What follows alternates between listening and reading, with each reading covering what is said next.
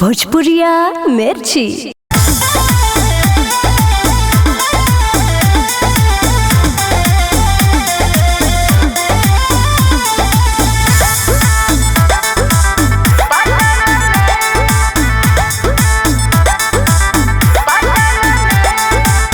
तोहरे खातिर लेके आनी नोट करेंसी, बात हमर बुझाता नहीं बट मर्जेंसी।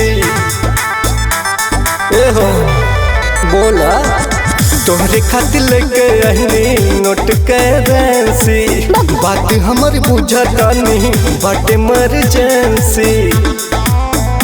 ऐसे मुँह जन बोला जल्दी रोटी में आ, रात भर तेरे संगे इतना में सुनी नाच ढेर घाटा लागो तने वतन में फूले के दिलवा देखो वतन में। नाच ढेर घाटा लागो तने वतन में फूले के दिलवा देखो वतन में। अच्छा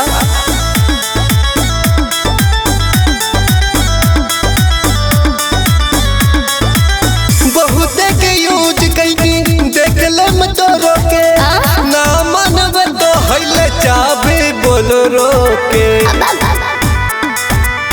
सुने बानी सब नचनिया से सुन रहो, दे दनो एक मॉडल के फॉर्चून रहो।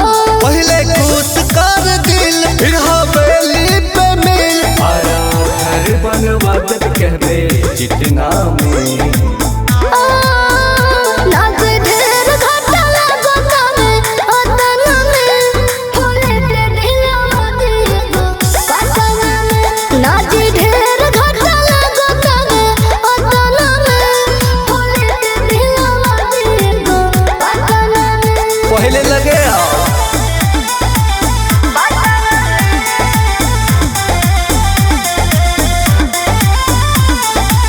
नाच के न पड़ी तोहरा अब भर रतिया, तेरा पीछे हम भी छोले पानी खटिया।